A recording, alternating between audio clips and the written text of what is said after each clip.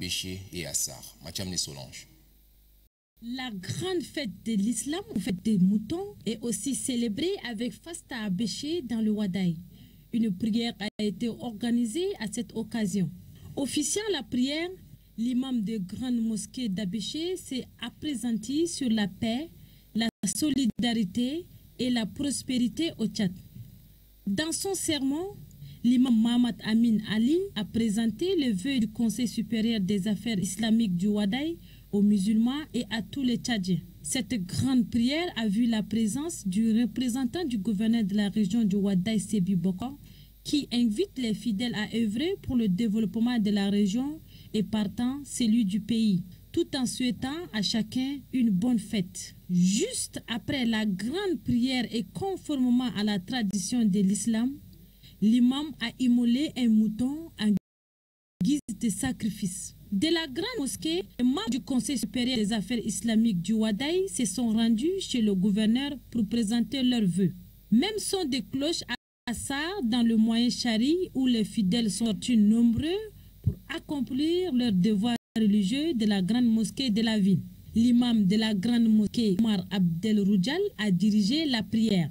Prière au cours de laquelle l'imam a appelé les fidèles à respecter les préceptes de l'islam. Comme à l'accoutumée, les membres du Conseil supérieur des affaires islamiques du Moyen Chari, avec à leur tête l'imam de la grande mosquée, ont vœu au premier responsable de la région, Yamassira. Le gouverneur, à son tour, présente ses vœux de paix, de solidarité et de respect mutuel entre les croyants.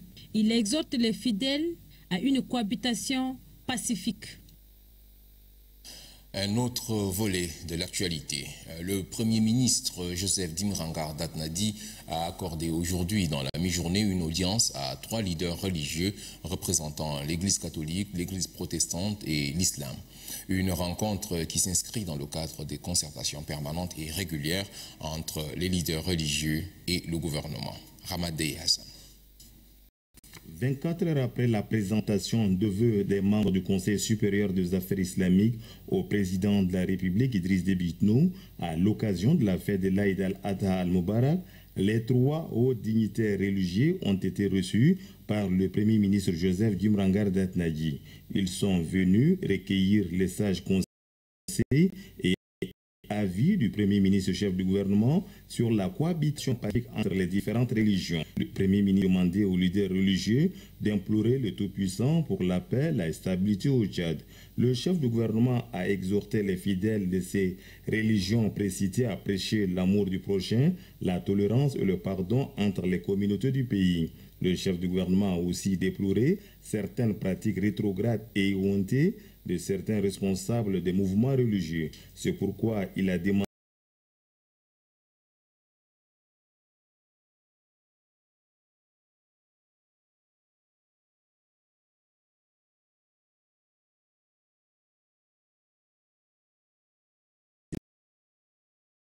au sortir de l'audience. L'essentiel, c'est vraiment de partager le travail sur le terrain avec le Premier ministre, chef du gouvernement. Le renforcement de notre cohabitation, le renforcement de l'unité, parce que nous avons commencé et il faudrait vraiment que dans nos bases, que ça soit bien implanté et bien compris. Et là, c'est surtout ça. Le Premier ministre et ses hôtes n'ont pas seulement parlé religion et cohabitation pacifique, mais la question de la réforme du système éducatif a été aussi évoquée. Le pasteur Souina Potifar, secrétaire général de l'entente des églises et missions évangéliques au Tchad, a déclaré qu'il soutient cette réforme. Si le gouvernement est arrivé à faire une réforme, ça veut dire qu'il a été inspiré, il est convaincu que c'est la bonne voie. Il faut avoir un travail technique pour donner une appréciation, soit contraire ou pour. Pour l'instant, nous acceptons ce que le gouvernement a fait. En matière de la cohabitation pacifique entre les religions, le Tchad est un modèle dans la sous-région. C'est la raison pour laquelle les plus hautes autorités du pays mettent toujours à contribution les leaders religieux, car on est avant tout tchadien avant d'être chrétien ou musulman. À l'université Emi Koussi, c'est la rentrée académique. Une rentrée marquée cette année par une cérémonie à laquelle plusieurs membres du gouvernement ont été conviés. L'invité d'honneur de cette rentrée, le chef du gouvernement, le Premier ministre Joseph Dimrangar Datnadi. Reportage Noubadoumbaï Talomadi. L'université Emi Koussi lance officiellement la rentrée académique 2013-2014. Il s'agit de sa troisième rentrée depuis sa création en 2011 par l'arrêté numéro 347 du ministère de l'Enseignement supérieur. Pour présider la cérémonie, un invité de marque, le Premier ministre Joseph Dimrangar Datnadi. Cet établissement d'enseignement dispose de 6 facultés, à savoir les sciences économiques, juridiques et politiques, les sciences économiques, les sciences humaines et sociales, les lettres, arts et commissions, les sciences et techniques biologique, santé humaine et animale. Les responsables ont saisi l'opportunité pour vanter les mérites de l'université Koussi. Les voir nous être joyeux et pacifiques. Montrons aux yeux du monde que les Tchadiens sont capables, très capables de produire quelque chose de meilleur. C'est un point de départ de la marche vers l'excellence. N'oubliez pas, notre ultime désir, c'est d'être le sommet du savoir. Le ministre de l'Enseignement supérieur appelle les administrateurs des établissements privés, les étudiants et les enseignants à une prise de conscience afin que l'année académique soit couronnée de succès. L'heure est venue pour nous, Tchadiens, cette ère de renaissance proclamée par son Excellence, le chef de l'État Idriss Déby Itno, de nous atteler au développement harmonieux et durable de notre nation toute entière. Notre hymne national de voir le Tchad être admiré par ses voisins aura pleine vie que le Tchad deviendra un bel exemple. Le ministre Adam Goudja réitère la disponibilité de son institution à soutenir des initiatives qui œuvrent pour la formation des cadres compétents du pays. Je vous invite à suivre à présent un extrait de l'allocution du chef du gouvernement en prenant part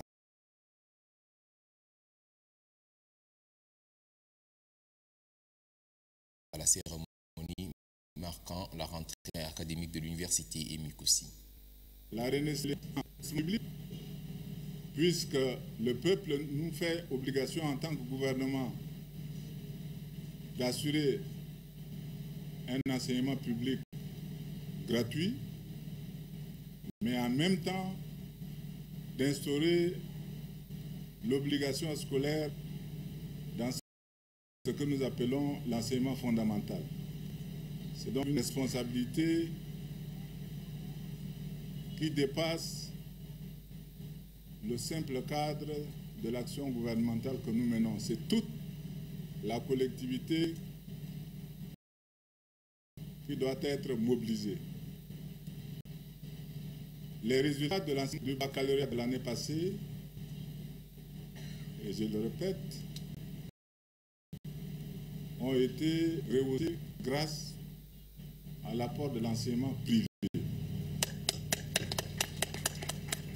Et si on faisait bien les choses, je crois que à tous les ordres d'enseignement, aussi bien dans l'enseignement supérieur naturellement que dans l'enseignement secondaire et le primaire, nous devrions avoir la même chose. Donc, ma présence, c'est vraiment pour dire à l'enseignement privé, bravo. Vous nous avez honorés et je viens pour vous remercier et vous féliciter. L'éducation qui a fait les grandes nations. Vous ne pouvez pas prétendre être une grande nation en négligeant votre système d'éducation et de formation. C'est pour cela que notre gouvernement, sous les hautes orientations de son Excellence Idriss Déby Itno, a tenu à ce que ce qu'on est en train d'appeler la réforme de l'école tchadienne depuis maintenant 25 ans, nous avons dit que nous allons appliquer ce qui a été mijoté, travaillé, atelier, séminaire, colloque, forum, états généraux. Pendant 25 ans, nous avons dit que ça suffit. Nous devrions maintenant appliquer. Et naturellement, toute application fait mal. vous appliquez quelque chose, les gens qui trouvent leur compte dedans seront les premiers à vous combattre. D'ailleurs, c'est un compte malsain parce que ça leur permet d'assurer naturellement leur intérêt, mais l'intérêt général, c'est leur donner souci. Cet intérêt malsain-là, ils vont le protéger avec Beng, laissant la majorité dans la pénurie et le manquement et s'occupant de la minorité qui leur appartient. Nous avons dit la réforme du système éducatif tchadien est un challenge. Nous ne pouvons plus continuer à justifier l'incurie dans notre système éducatif. Le secteur de l'enseignement privé, dans ce cas précis, sera assaini. Il sera assaini et ajusté pour favoriser la promotion de l'émulance et de l'excellence. Nous devons abandonner les fausses évidences et les préoccupations mercantiles prégnantes qui sont hélas dans le secteur de l'enseignement supérieur privé, et nous devons œuvrer à la réussite et à l'épanouissement harmonieux de notre jeunesse sous l'œil vigilant du gouvernement. Un décret avant de développer les autres titres. Monsieur Mahamat Béchir Okormi est nommé conseiller chargé de mission à la présidence de la République. Signé du président de la République Idriss Déby Itno le 16 octobre 2013 à N'Djamena. Les travaux de la 3e conférence des présidents du réseau francophone des régulateurs des médias s'est achevée hier à N'Djamena. Une clôture qui marque le début du mandat du Tchad à la tête du REFRAM. Mantar Sintich Tomté.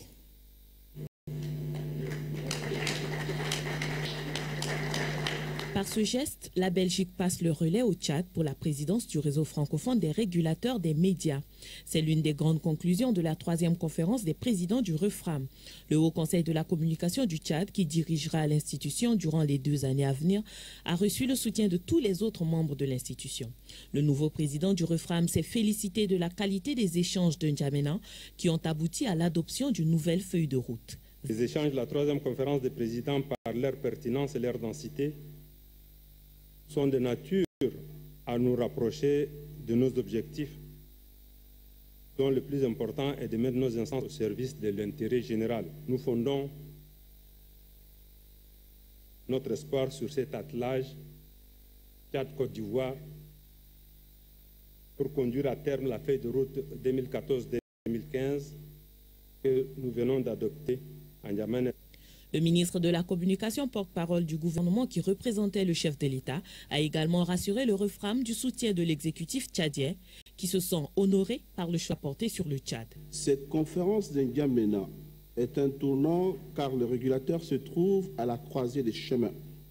Son objectif est, faut-il le rappeler, de renforcer la solidarité et les échanges entre les instances de régulation face aux défis de la démocratie et du numérique. Les priorités thématiques que vous venez de dégager, je disais, parmi lesquelles le rôle des médias du service public, la protection des mineurs et le traitement des plaintes vont dans le sens de l'État tchadien et de la philosophie du Tchad en matière de régulation.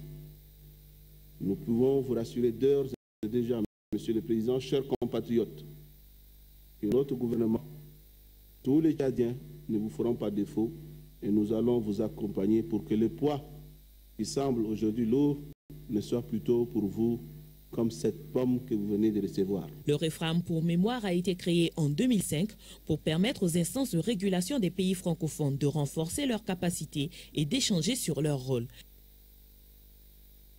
Une cérémonie commémorative à l'occasion de la Journée mondiale de l'alimentation a eu lieu ce matin au ministère des Affaires étrangères de l'Union africaine. Cérémonie présidée par le ministre de l'Agriculture et de l'Irrigation. Les précisions avec Katnouba Théophile.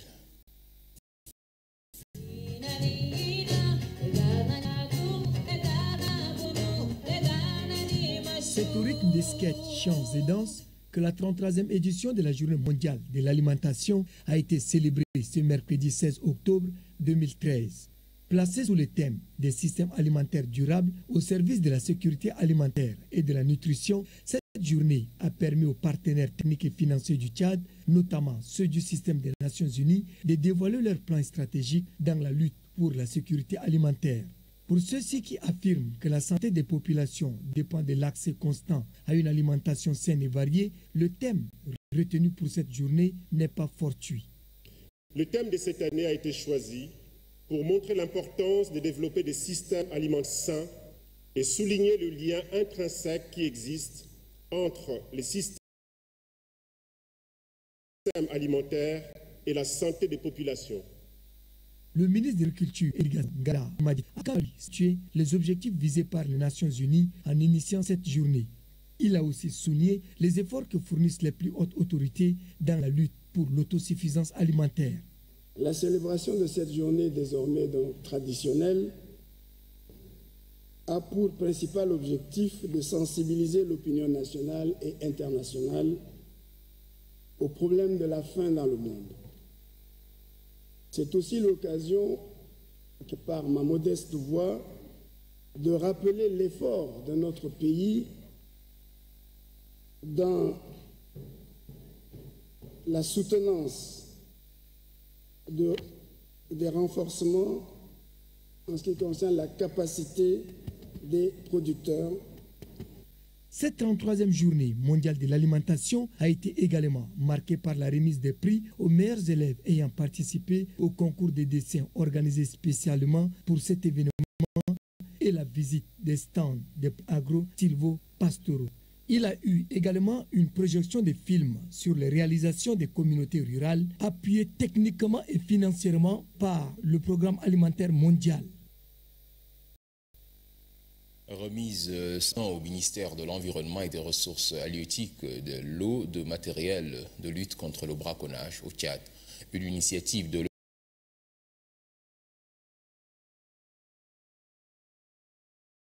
l'ONG Africa Park Network. Marale Joséphine. Les braconnage. Pour atteindre cet objectif, des moyens matériels conséquents doivent être dégagés par les différents acteurs. C'est le cas de l'ONG Africa Park Network. Cette organisation, pour appuyer le gouvernement dans sa politique de lutte contre le braconnage, a remis un lot de matériel composé de divers moyens de communication, notamment le téléphone satellitaire et les radios.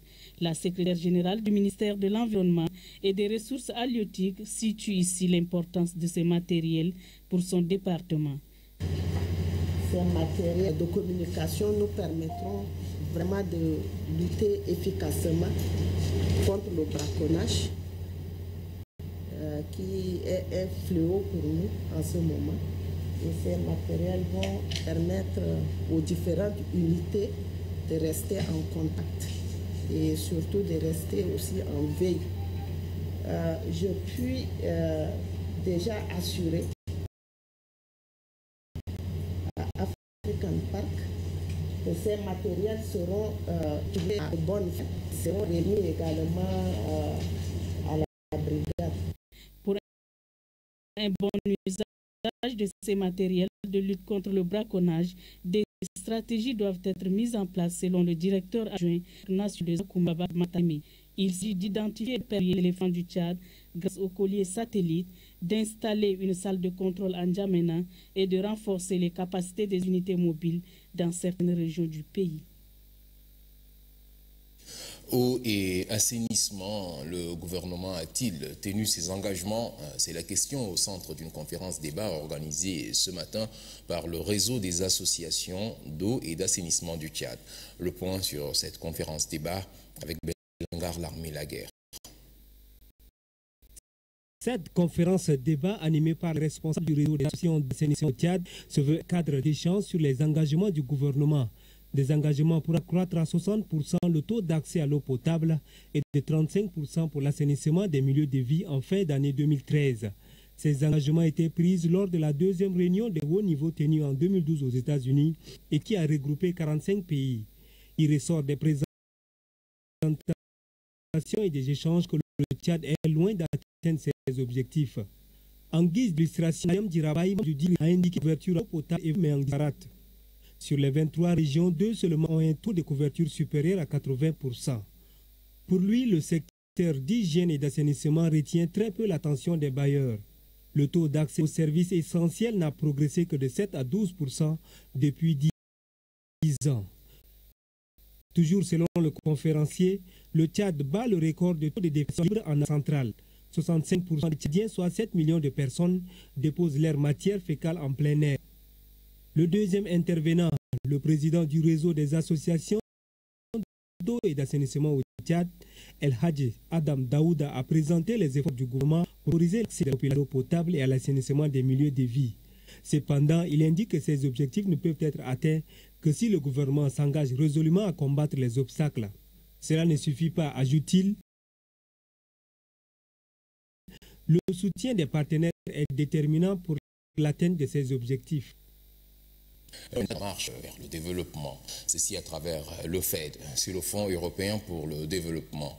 Dans le cadre donc du 11e FED, une ébauche du programme indicatif national 2014-2020 a été faite.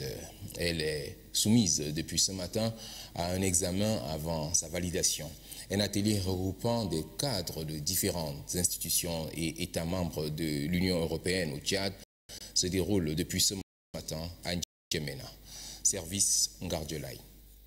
Les cadres des différentes institutions et États membres de l'Union européenne au Tchad ont examiné l'ébauche du programme indicatif national. Le document qui a été passé au peigne fin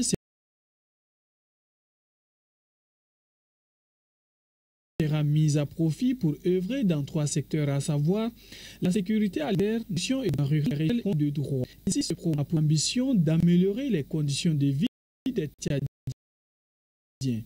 Ce programme indicatif national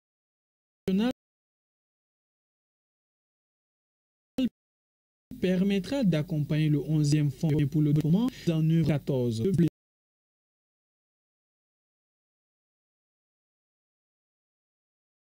La coopération interne indiquait que le programme national cadre parfaitement avec l'intégrité des États membres de l'Union européenne au Tchad. Il convient de rappeler ici que le choix de ces secteurs d'intervention du 11e FED n'a pas été fortuit, car il cadre bien avec le plan national de développement à l'horizon 2013-2015. Ce choix cadre également avec le petit secteur des ministères techniques et les interventions des États membres de l'Union européenne présents au Tchad.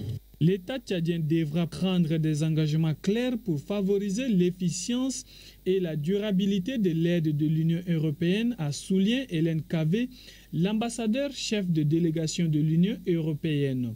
Le document final du programme indicatif national, qui devrait être finalisé d'ici la fin de ce mois, sera présenté à Bruxelles. C'est l'ordonnateur du Fonds européen pour le développement qui défendra le document devant la Commission européenne en vue de son financement.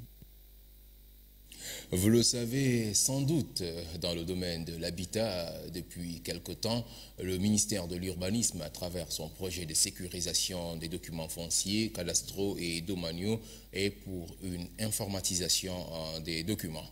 Eh bien, ce projet se poursuit.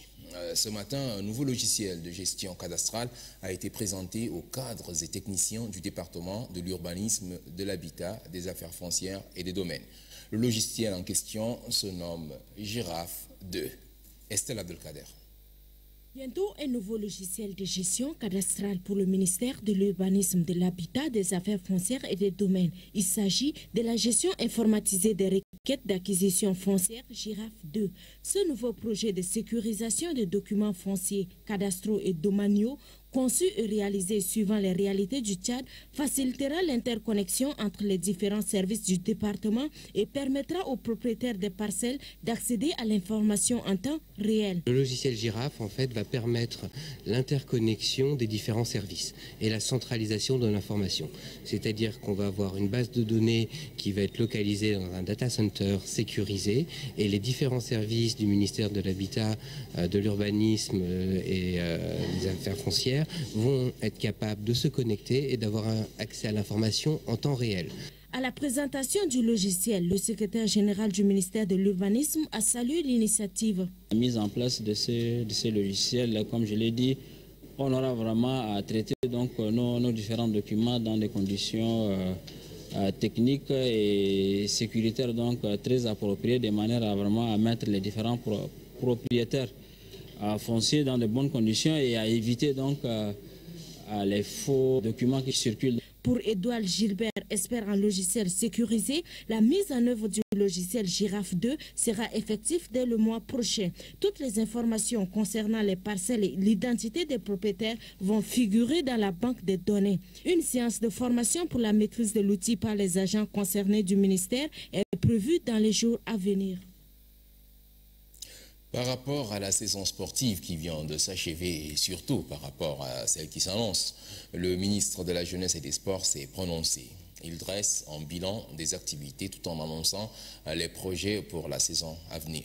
Un extrait de ses propos. Pour la saison sportive 2013-2014, le ministère s'attellera autour des grands axes répondant aux attentes prioritaires de la jeunesse notamment. Le soutien du sport à la base avec la participation des partenaires nationaux et internationaux, le développement du sport de masse et du sport de proximité, le renforcement du sport scolaire pour assurer la promotion du sport de haut niveau, le renforcement des capacités des ressources humaines par la formation et le perfectionnement des cadres, des dirigeants et des associations sportives. Une attention particulière sera portée sur l'harmonisation de nos actions prenant en compte la décentralisation en marche dans notre pays.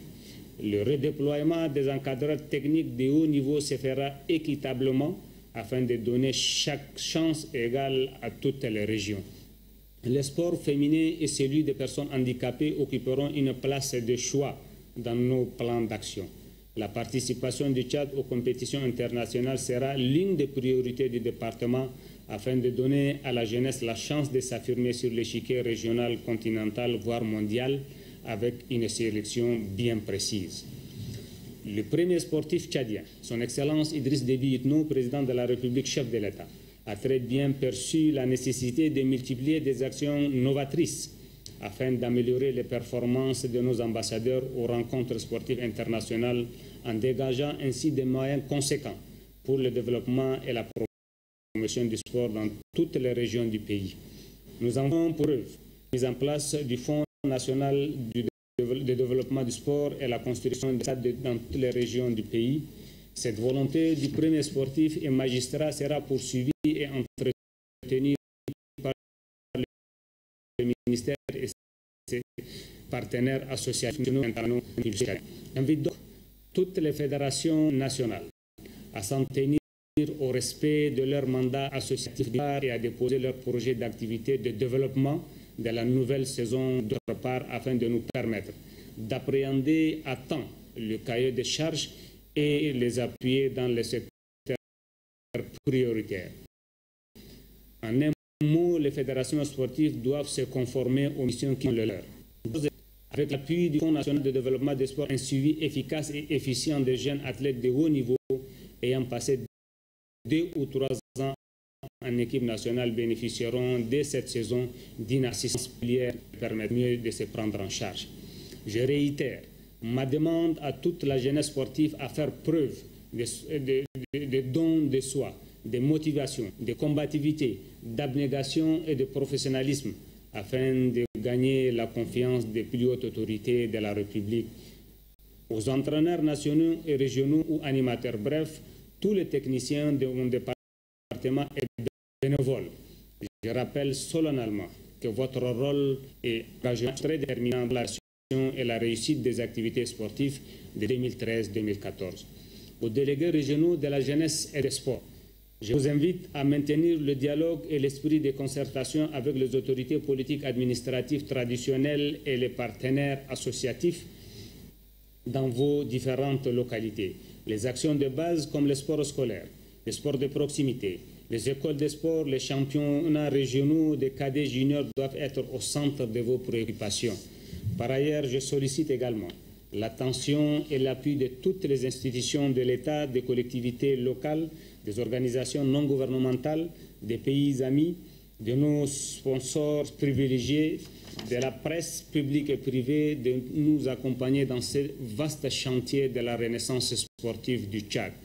Chers compatriotes, je voudrais une fois de plus, au nom du gouvernement, exprimer mes vives félicitations à toute la jeunesse pour son engagement à porter très haut les couleurs du Tchad dans les compétitions internationales. Voilà, mesdames et messieurs, ici s'achève cette édition du journal. Merci de l'avoir suivi.